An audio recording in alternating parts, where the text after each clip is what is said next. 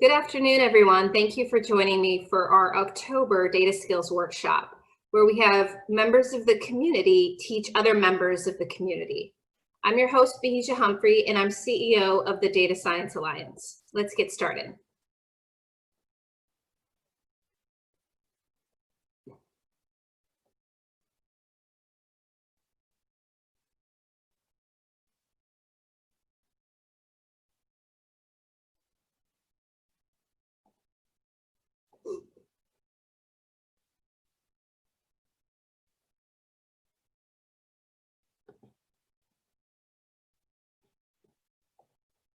So here at the Data Science Alliance, we are a community of data lovers focused on advancing San Diego as a leader in data science. And we're focused on the three priorities you have there up on your screen: problem solving, which is basically what data science is; business investment, how do we encourage the proliferation of data science organizations in San Diego, and how do we, of course, connect them to the growing talent pool that we have here locally. We'd love for you to consider joining us as a member. You can find more about membership and also some really interesting volunteer opportunities on our website, which we have up on the screen, datasciencealliance.org. Feel free to peruse around there. We're updating it constantly, and we'll have some more events that are coming up posted on there in the next couple days. So today's data skills is focused on the idea of privacy and integrity in our work.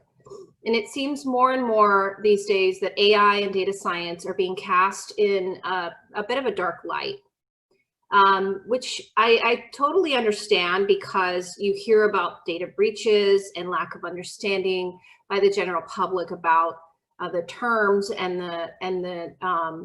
the work behind it. Tends to start to bring this level of distrust. And so what we wanted to do today was talk about how do we change that, and how do we teach data science in a way that brings that level of integrity into the equation.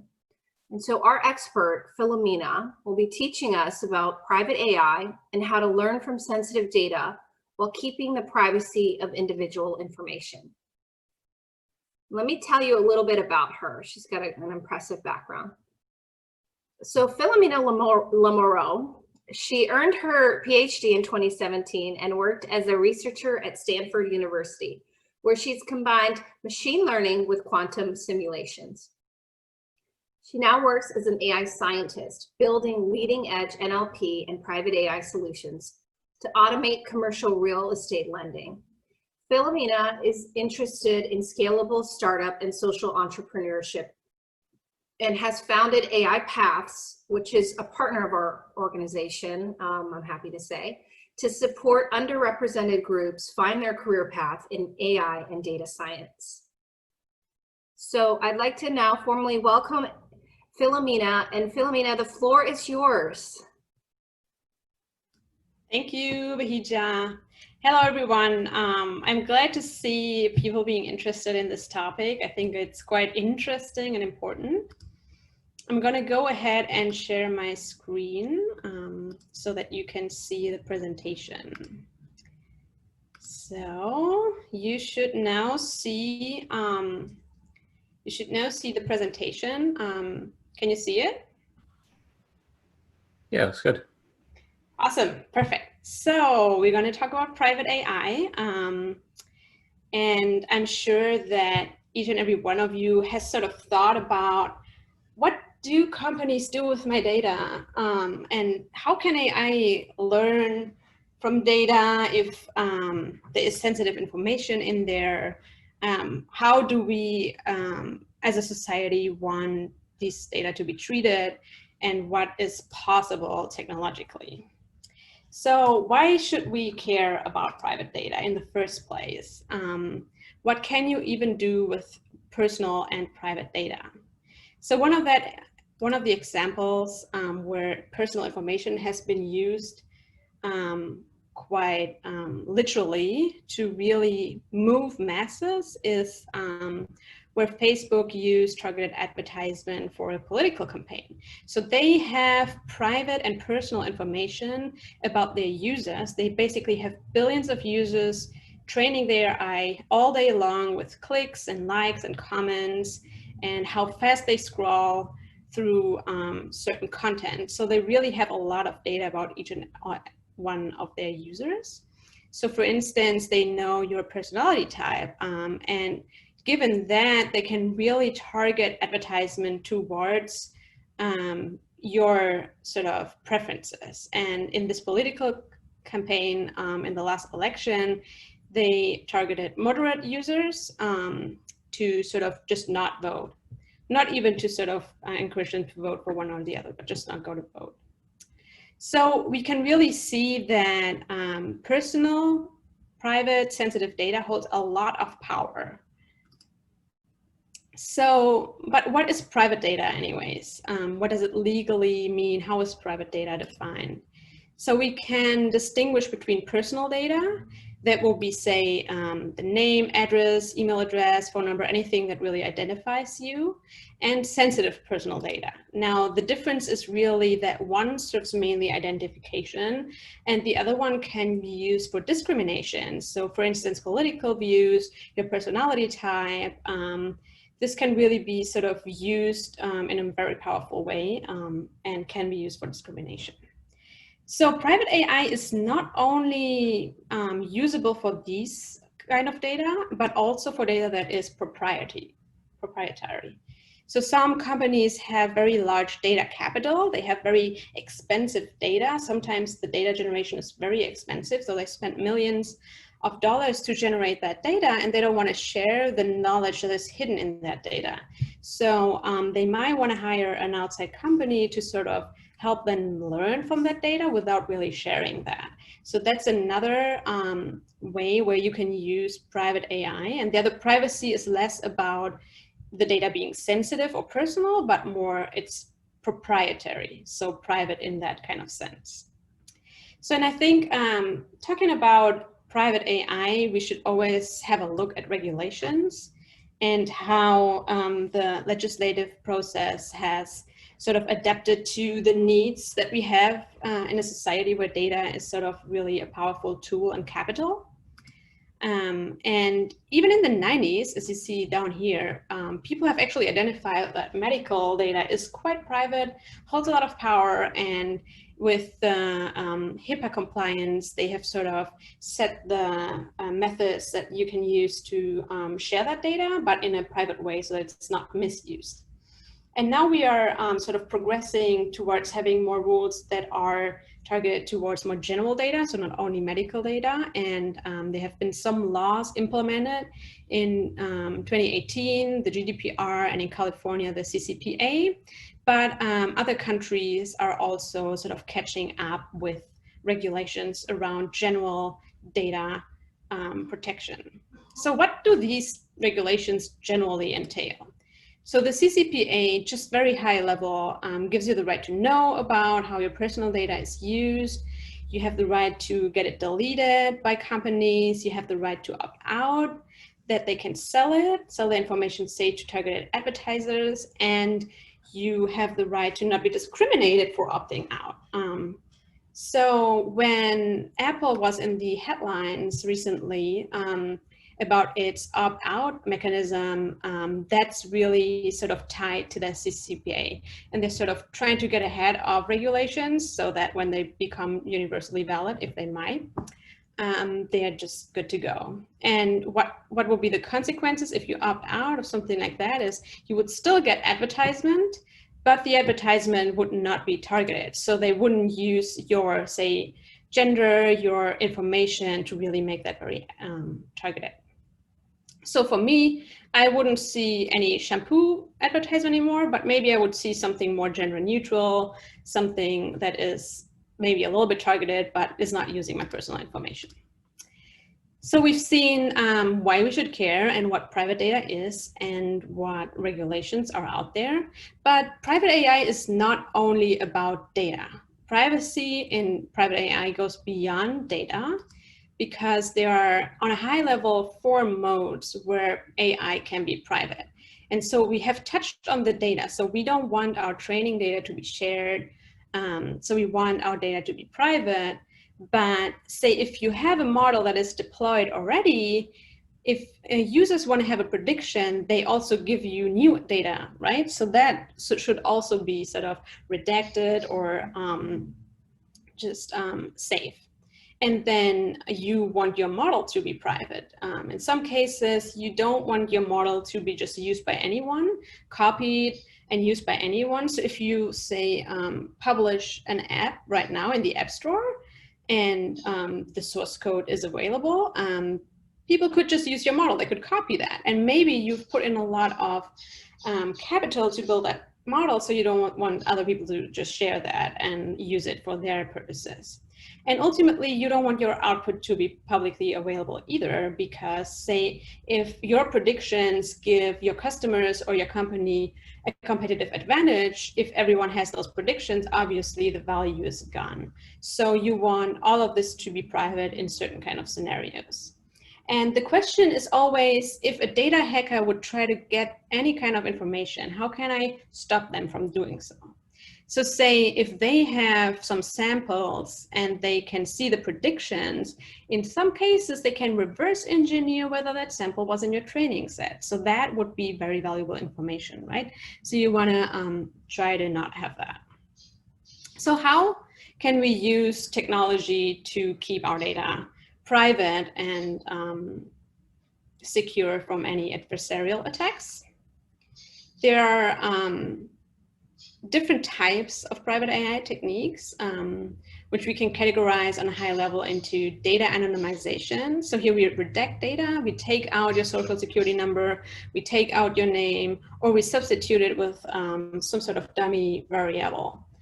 We have differential privacy. Here we sort of add noise to the output in some form. So on the very basic level, you could have, say, you query a database and you can get back approximate results, but not exact results. So these approximate results are still very valid. They're very close to the real answer, but they don't allow you to sort of reverse engineer any kind of information. With federated learning, here we have different agents. Say you have different users that all have a smartphone and they want to keep their own data on their smartphone. They don't want to send that data to a centralized server, but you sort of send a model out there to learn from your data, and then that model comes back with the knowledge and tells that knowledge to a centralized model. So, and then lately, homomorphic encryption has been very on vogue in the PrivateAI society, but so this is quite cutting edge. It's quite slow, but you can do a lot of it. Here, basically, the data is reversibly encrypted, and your model sort of computes on that encrypted data, and then it sends back an encrypted result that your customer can then decrypt and have the result for just him or herself. So let's go a little bit more into the details on how this works. Let's start with differential privacy. So say if you have a data set with all of your samples, say you have user data, right? And each of these slides would be one user. You could then have your algorithm predict some kind of answer, but you can also take one of those data points out, and then the answer would be slightly different, but it would still be pretty valid. So if an adversary tries to understand what this data is by looking at the output, that person doesn't know whether you used the whole data set or not, and maybe you added some noise. So one method that sort of comes out of differential privacy is PATE, P-A-T-E, private aggregation of teacher ensembles. And the way it works is that you sort of stratify your data set into different sub-data sets. So here we have our user Jane Smith is like in this row, and we use this subset of your data to train a model. So that model is trained now, and then we have a different subset and we train a different model. And all of these models are trying to predict the same thing, but none of these models uses the whole data set, right? So what we then can then do, we have each of this model predict the outcome that we're interested in, and then we sort of statistically manipulate the output in a way that once you get this prediction, you would not be able to know anything about the initial data set. So for instance, in this case, we have the majority of these models predicting that this candidate is healthy, and we can give that output, but we add some random noise on this. So say if this was 3 and this was 1, we give 3.2 or something like that. So let's head on and have a look at federated learning. I like federated learning because it really enables you to build models on data that aren't just in one place. And that's very powerful because a lot of people or companies don't want to share their data with their competitors or with anyone else. So they sort of have their own data and they own their data. So they're not really just sharing it with you so that you can just put it together with everyone else's data. They just have that data in their own silo. It's a so-called tenant silo. And then you have, say, you have 3 customers and they have all their own data. They don't want to share it with the other companies or want you to sort of like put it in a bucket with everyone else. So what you do is you have a model, you deploy it into their own silo, and then you train that model with the data that is in there. And then you get back a trained model and you sort of aggregate those different models into one model that is even better. And now you then go back and deploy it again until you have sort of learned a lot. And you can do this even continuously and continuously learn from your tenant data. Lastly, homomorphic encryption. It is mathematically and just technologically quite interesting and complex, so I'm not going to go into any mathematical details here, but basically how it works is, say you have a client, you encrypt, you as a client encrypt your data, and then you send that encrypted data to the, say, company who sort of makes the predictions for you. And they have a model that can run on that encrypted data, and they give you back a prediction, but that prediction is also encrypted. So you have the key to decrypt that. So only you are seeing your data and only you are seeing your result. This is computationally quite expensive. It's generally 1,000 times slower than other machine learning models in terms of training and prediction, and it only supports linear operations. So for those of you who are really in data science, nonlinear activation functions have to be approximated in this case. So it's quite esoteric, but it works. And we are all hoping that this becomes faster and that we can approximate better functions with it too. So if you want to use PrivateAI, there are different packages that you can use, just generic ones. For instance, you can use differential privacy package that will do a lot of the heavy lifting for you. Or if you do deep learning, there are especially federated learning packages with PySwift and TensorFlow, or you could even outsource it. So a friend of mine, Patricia, she founded a company called PrivateAI, and she just does the PrivateAI for her customers. So let's have a look at success stories. How has PrivateAI been used already? What PrivateAI applications are out there? So one very typical application is the medical space. Again, in terms of data privacy, the medical space is actually a step ahead in some regards. It's also hard to sort of build applications for it because they have a lot of regulations, but they're sort of a good space to look into if you're interested in PrivateAI. And so what they did, obviously, scans, say, of lung patients cannot just be shared, but you can train a model on the local data that they have and then do the federated learning trick that I just talked about, right? So people have done that and are doing that right now. And the Gboard, I don't know if any one of you has installed the Gboard, but this model has been trained using federated learning. So it knows where you are at. So it knows your location. It knows all like the information that you like privately have, and therefore can give you very nice recommendations. And it can sort of predict the next word that you're going to type in without really saving your messages. And they are also using federated learning. I think this was one of the first applications of federated learning. And then there is a whole lot of industry out there, Internet of Things, in production and process management. So in where robots sort of make parts or produce fluids in the chemical industry, in engineering. There's a lot of very sort of valuable data that companies have and they don't want to share it, or it's like sensitive. They also use a lot of private AI for Internet of Things and Industry 4.0.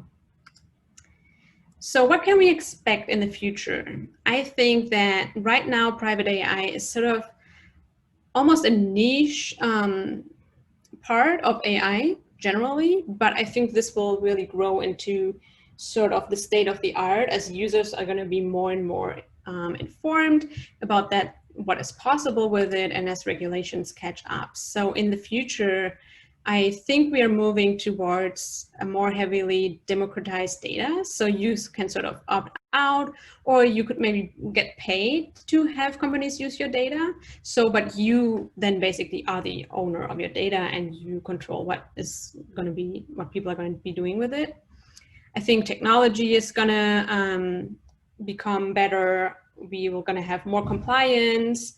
But there are also a couple of things that are maybe sort of related and also coming out of private AI is creating unbiased models, right? Because if you use personal data like your political views or your gender, you might generate models that are biased towards discriminating one or the other. And when we talk about discriminations, explainable AI becomes important too, because say if you apply for a loan and they use an AI model, which they can't right now, unless it's explainable, you always have the right to understand why you didn't get that loan, right? So here, explainability will become very important too. So yeah, that was it. I hope you have a lot of questions for me, and I hope we can have a good discussion about this.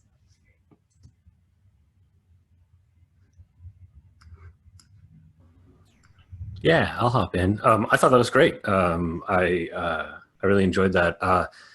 So my first question is, we're voting real soon, and here in California, there's a proposition 24 about this, and I was trying to do my homework on it as somebody who, my mom asked me what I thought, right? And like, it seems like a very confusing change to the California data privacy laws, right? So the ACLU said they didn't like it. The EFF didn't take a position. I was kind of wondering, like, have you looked into that, or do you have any resources you suggest for learning more? I am not a Proposition 24 expert, and with the knowledge I know now, I'm going to be humble and not give any recommendations, because I think worse than sort of having all the information is really having half the information and then making an uneducated decision about it. So yeah, I would retreat from doing any consulting about that one. But I think generally speaking, with these sort of regulations, is the earlier they're going to be adapted, the more they don't know what we're going to know in the future and might be faulty. So you know, you can build it now and then add a lot on top as like things move forward, or you can sort of wait and hope for a better proposition. But the question is that ever going to come? So that's all I have to say to that. Totally fair. Yeah, it's maybe someone else in the group has good knowledge about Proposition 24, but if not, maybe we can take some different questions. Do you have any other questions, Colin? Yeah. My other one was for federated learning. I took a look at it real briefly a while ago. It's something that's on my sort of long-term to-do list, but it's kind of daunting to jump in. Yeah. Everybody's either writing a journal paper about one specific case, or I don't know. Do you have a recommendation for like a general place to get started for an overview of the different ideas, and really like a textbook level introduction instead of like a super specific application? Yeah, so unfortunately not, and this is because it's very cutting edge. It was just invented, so there is no high level, nice overview on it. And everyone who sort of is really that deep into the technical specifics, might not be able to really talk about it in a high level way, right? So I know that the papers that you're talking about, and even the initial paper is very, very technical. So, I mean, that Google blog post is sort of understandable, but then you don't know what exactly they did, right? So, and that gap, I think, is very hard to fill, because it's one thing to sort of understand, okay, they're tenants, they send things around, but then to really implement it is hard. And I don't, you know, the difference really is compared to other like AI methods, say like deep learning, there's no just like a package where you just click fit, transform or something, right? You really, it's like an infrastructural thing. So if you don't have any tenants on your local computer, like you can't really simulate it, or like you would have to have that architectural part too. And then you could like get into the weeds, what to do with the weights. But generally speaking, it is not as complicated as one might think when it comes to the weights. So just imagine, even you have a random forest, right? And you can just print out those weights and save it on a disk, and then you send it in, and then you can just think about it mathematically. You don't even need a package to like aggregate that. You just take all of the weights and you just average them, or you take some sort of median, or like you just aggregate them in some sort of way, and then you test what performs better, and that's your new model. It doesn't have to be complicated, and it doesn't have to be deep learning even. It doesn't even have to be, I don't think, a machine learning model, right? So yeah, so it's more about the architecture and sort of sending an agent in that learns something from the data that is there, however that is done, coming back with that knowledge, and then aggregating that knowledge to something that is really good. Cool. That's super helpful. Thanks. Anyone else? Any questions? There are no basic questions. Anything is good.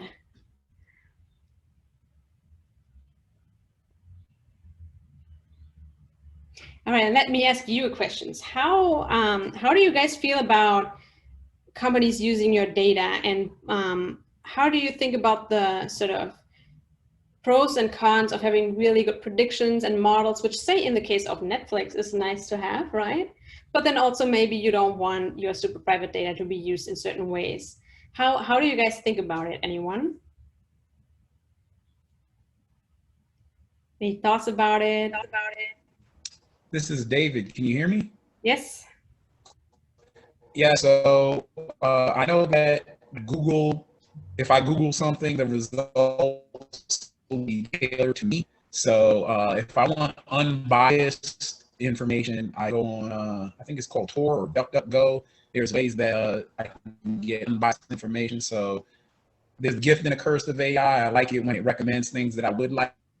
You like these things, but if I want something unbiased, then I'll look on DuckDuckGo. Yeah, I've used DuckDuckGo and I know about Tor, and I really like them conceptually, but every time I like search something, the result isn't as good. So it's really hard because there aren't a lot of users. If they would have a lot of users and they would use the data, they could become really good. But as long as they aren't using it, it's hard. So say I'm a software engineer, right? And I like 80% of my Google input is about code.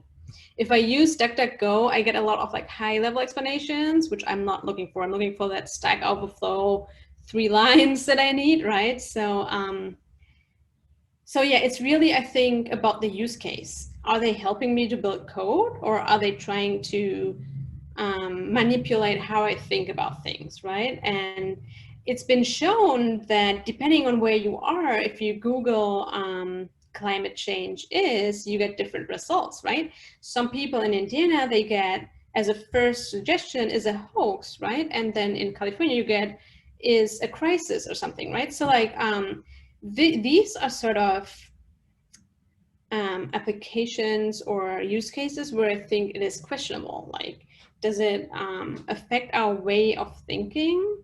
And if yes, where do we draw the line? Because you could argue it affects my way of thinking about Stack Overflow too, right? But is it like ethically questionable? Maybe not so much. whereas other topics are more ethically questionable. And that's like, there's so much gray area in between those cases that it's sort of hard to really set those regulations right. And even as a user, understand what do we want actually, right?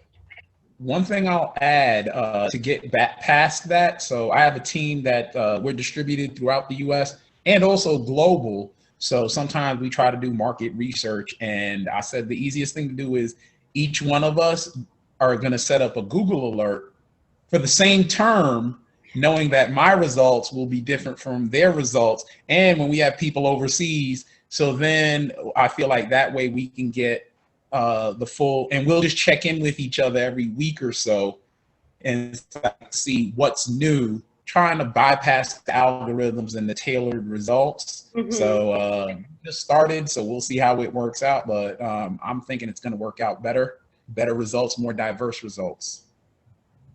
It's a great idea, David. Maybe we should fund a company where you can just install an app and you just like share all the different results that other people get. And this way you have a better information source, like a Facebook widget or something. This isn't recorded. I can go run with this and nobody else is going to steal it, right? Yeah, for sure.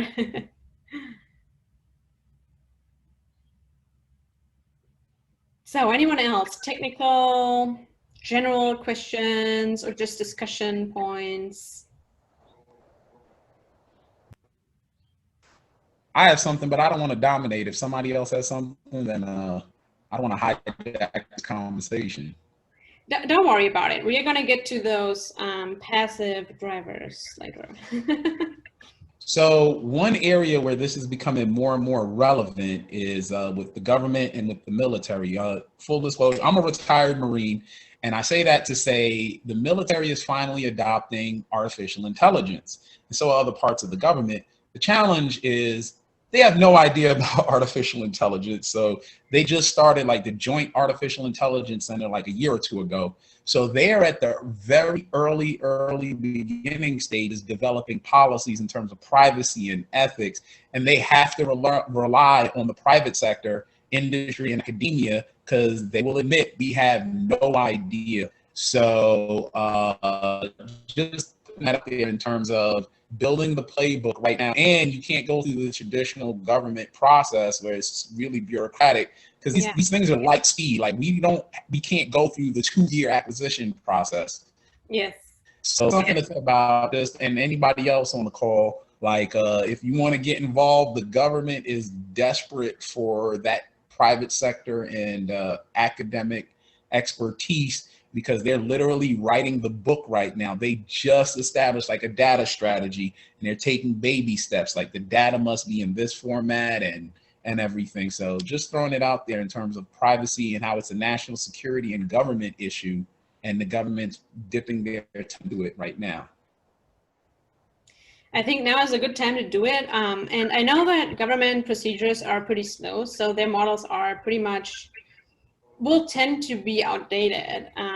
So if they want to compete with other countries, obviously they have to put in massive capital. And I'm saying that because it's not only talent that is missing, it's also a lot of data capital, right? So the question is, does the government have that kind of money to invest to really get out what they would really benefit from, right?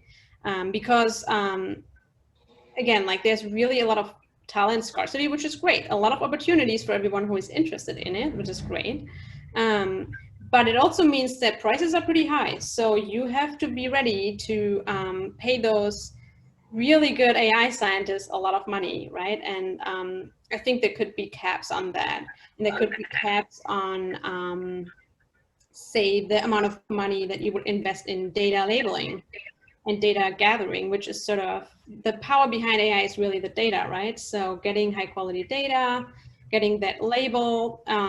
If it's confidential data, who are you gonna use to label those? Should be citizens, otherwise you have a conflict of interest, right? Say if you are a low, say you're an Indian citizen, right? And you would do the labeling for less. If it's confidential data and you understand that there is information in there that could regard your government, what are you going to do? So you don't want to put people into that kind of situation. So there has to be sort of a workforce of confidential agents in the US, preferably US citizens, because otherwise you will always have that sort of conflict of interest. And you have to pay them, you have to pay for the data, and then you have to pay for the talent. So that's like, I think before really wanting to do AI, if you have those questions figured out, even like as a startup or even as like a person, having those questions answered before you start is very, very valuable and necessary, because otherwise you do a little bit of work and then you hit that wall because you need more data. And then you are like, okay, no, I've put in already so much work into it, and now only I'm realizing that's what I needed all the way along, right?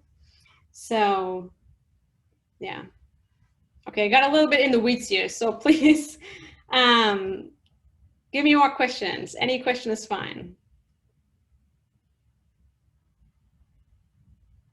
Anything you've ever wondered about what's happening on your phone, or I don't know, packages, technical questions? I see there's a question in the chat.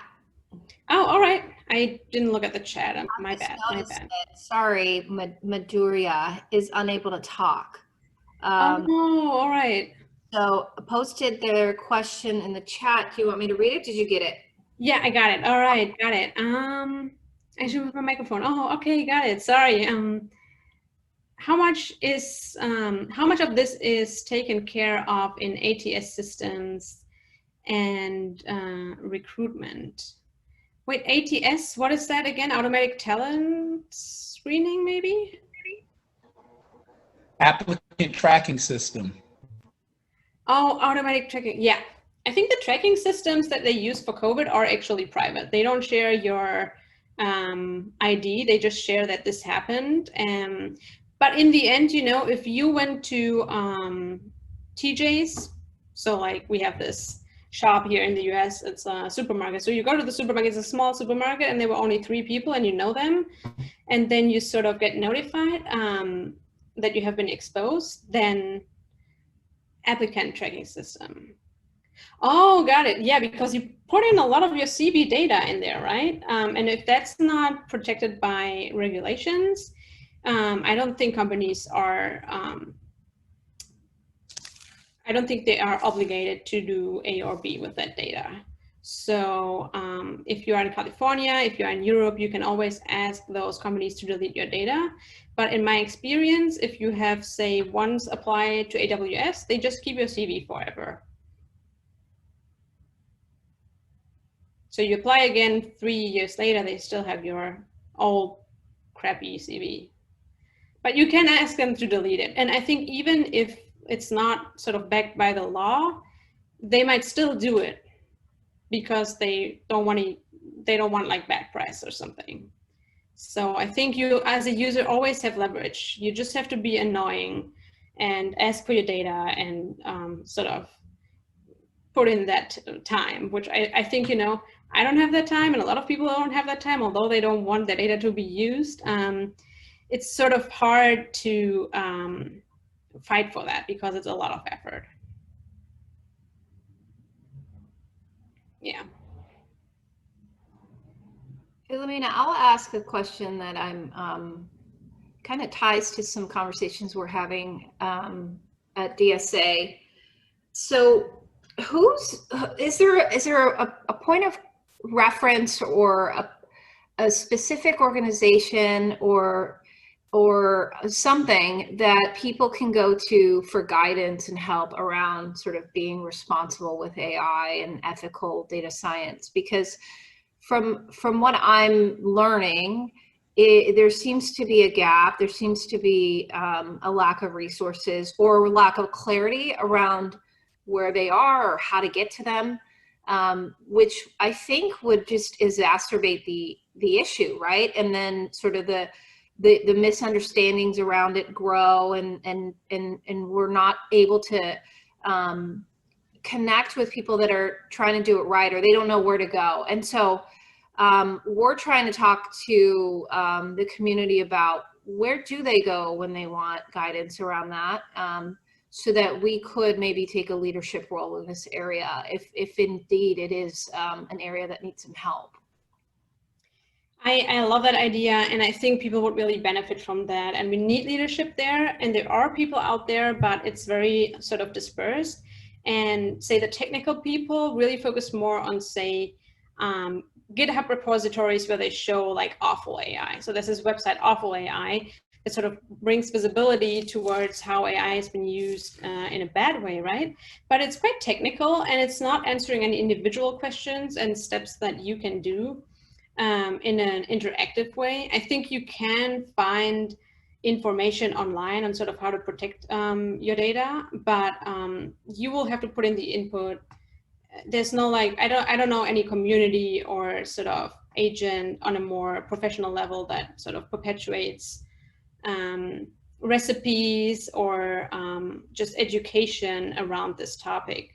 I think one of the reasons is also that it's evolving very rapidly. It's hard to sort of keep up with the speed of new methods that are being used. And some of the methods are even proprietary. So if you don't work at Google, you don't know what they're doing. And if you do work at Google, you're not supposed to share it, right? So, and that means that obviously the knowledge about what is going on and how these methods work is limited and could stay limited, right? So I think I would see it in two ways. The government has a big role here because they can really enforce it, but the government will act on what we as users want to. So if the demand for privacy and the understanding in the citizens becomes better, then there's going to be more fund available for the governments to act, right?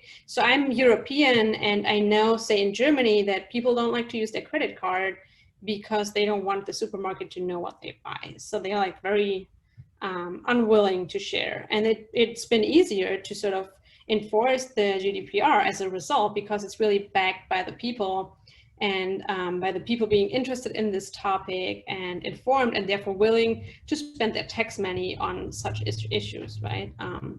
So yeah, I think it's like there are many parts where we can move forward, and then also use it for good, because this is very powerful technology, and yeah, depending on the use case, like this can really help people. And in those cases, it would be very detrimental if people would just think it's a bad thing, right?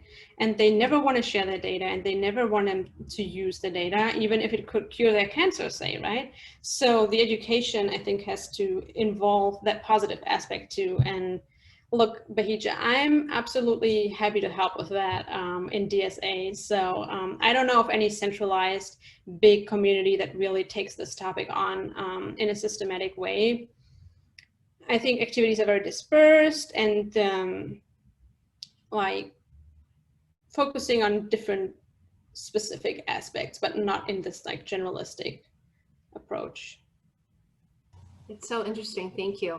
I think there's two sides. There's if we go down this route, I want to approach both sides of it, educating people about data and how it's used, and what's just like what Colin was asking about this proposition, equipping them with knowledge so they know how they want to vote. But at the same time, the people creating the technology, giving them a resource so that they know and they can go to, but be this entity or this resource that's not, it's not a gotcha. There's a lot of that, right? That's all there is actually, right? It's all gotcha. Instead, it's sort of more, no, why don't we, like, we're here to sit down with you and help you. So you're not the front page of the newspaper tomorrow, right? We'll help you right before that happens. So thank you. That's helpful. Hi, I have a question. Thanks for the great talk. That was awesome. So it seems that a lot of the data is coming from the big, like Google, you know, that we can fetch a lot of the data, for example, for the people thinking about the library apps or any app that uses like Google data. So it seems like we are very dependent on these big companies for data that have already done a lot of work on it, and they have like proprietary methods that we don't know exactly, but we still benefit from the data they gather. So my question is, do you think to be able to be safer, I guess that, I don't know if there's a better word for it, but do we need to create the technology to take some of that proprietorship back to the people? Like, do you think that we can get to a point where the government or other companies can compete with the Google or these huge companies that have centralized a lot of the data? Like, do you think it's possible? Or are we always going to be working with data coming from Google or in these big companies? So I think that's one of my concerns, even when looking at like movies like The Social Dilemma or these people that think that too much data is dangerous. I'm thinking, do we, as a private citizen or government, do you think it's possible to take some of that power back? Yes, I think there's a lot we can do, but ultimately there are two components to it, right? There's the ethics and what is hypothetically possible. So it would be we have the technology to have everyone on their own data bucket on their phone or in their virtual identity. You know, other countries have already virtual identities. They don't use passports anymore necessarily, with a virtual identity, and you could have data attached to that, right? And then you could have sort of governance about that data and who can use it and how it's used, and you could sort of opt out. And we're moving towards that. That's the one side of it. It's technologically possible. You can use all the technologies that are evolving, including even blockchain, say, to keep your identity the same and secure so no one steals it online and so on. But then the other part of it is really, so what is possible with capital? Right? So do we citizens have the resources, the time and money to put on that pressure? Do we have that knowledge? And does the government have the funding and the means to ensure that these possibilities, hypothetical possibilities, without ruining the economy, right? So we have to sort of find a balance between Google being able to make money with targeted advertising because that's their only revenue, right? Same with Facebook, right? Like you don't pay them, but they get paid from advertisers that they show you. So how are those companies who give a lot of like work to people, how do they make revenue while maybe not using the data, or at least not misusing the data, right? How is that going to be possible? So I think I could see a progressive path where we implement more and more data democratization, which was what you basically were talking about, so that everyone owns their own data, or it's sort of public or something, and building those magic, beautiful machines that can predict so precisely who you are and what you want. I mean, there's not only a misuse to that, right? There's also a positive use to that. You could be notified that you're prone to get cancer of type X, right? That will be very positive, right? So, so really using that value that this technology brings while also enabling people to sort of have more control on their data, I think is possible, but requires a lot of backing up from the society, from the voters, from citizens, and you know, some good big steps in terms of regulations and workforce within the government. Because if you're always lagging a few years behind, in some cases that can mean something really bad. Like 2 years in how fast AI moves is a long time. So things can happen, even like with Uber, right? They have done a lot of things that governments haven't thought about, and there were no laws about certain things, and then they just did it, and now in retrospect it has already happened. So now the government has to choose between pulling down all those jobs that are created, or sort of letting it be as it is, right? And like finding a balance between that is hard, and we have to sort of put in the effort, whether you are government, legislative, or user, or company, right? Great, thank you.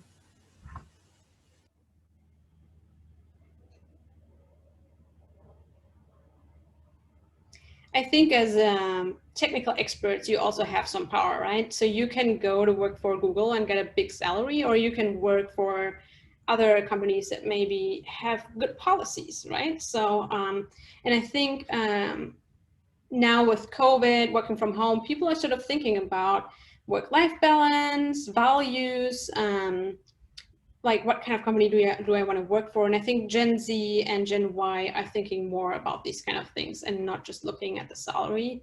So I think you could be able to attract talent by making it an ethical issue. And I think that applies for the government too, right? Maybe they can give them the 300K that you would get at Google, but you're really working on something that helps people. And I think that can motivate people to sort of get that talent capital in.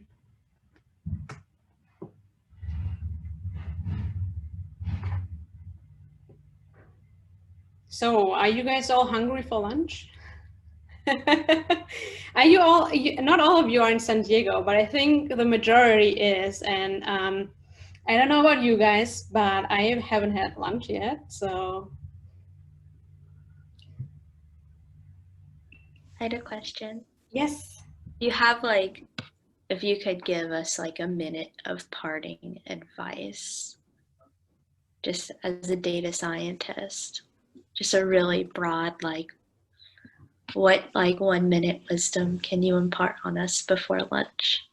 Yes, of course. Do you mean wisdom about private AI, or just generally, or like what are you specifically thinking of? I guess that was a really broad question. Just about being a data scientist in general. I just want to know more. I think, you know, data has all the value, and people overestimate the value that the models have. So just understanding that if you have really good data, the model is going to learn by itself. It might be, you know, you have to think of the architecture and stuff, but with good, clean data, you can do a lot. And if you want to go into AI and data science, just keeping that in mind will help you on so many levels. For instance, if you sort of do a Kaggle competition, you put in the effort in cleaning that data and really understanding that data before you throw a model at it. Like, am I overfitting? Could that be like in NLP, for instance, a lot of overfitting comes by using too many words, right? So maybe I can reduce that beforehand, before even using any kind of model, right? Or if it comes to your career, do you want to go into a small company? Maybe they don't have the funding to give you the data you need to build really good models, right? Or you think that's a nice challenge and you want to build really good models with small data and then get the, how do you say in English? You get the price for it, so to say, right? And you have that good success story. So just keeping that in mind, I think is quite interesting. And also keeping up to date with the newest things, which is private AI, explainable AI, just understanding those trends and positioning yourself in a way that you, if you're interested in those topics, you could go into those topics because they're sort of emerging and there's going to be a lot of opportunities there.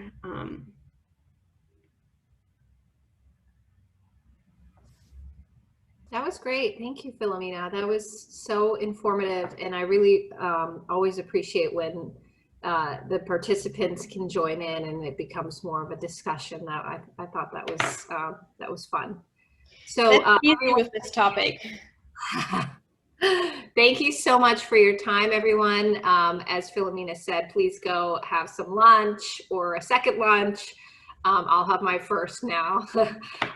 We hope for you to join us. We have 2 events per month. One is data skills and the other is data stories. Our data stories will be coming up at the end of this month, and we'll be posting more about that on our website and on social media. So, and then we have our data skills next month with Colin, who's on this call. So I'm excited about that. He'll be talking about audio and how audio is data. So that's interesting.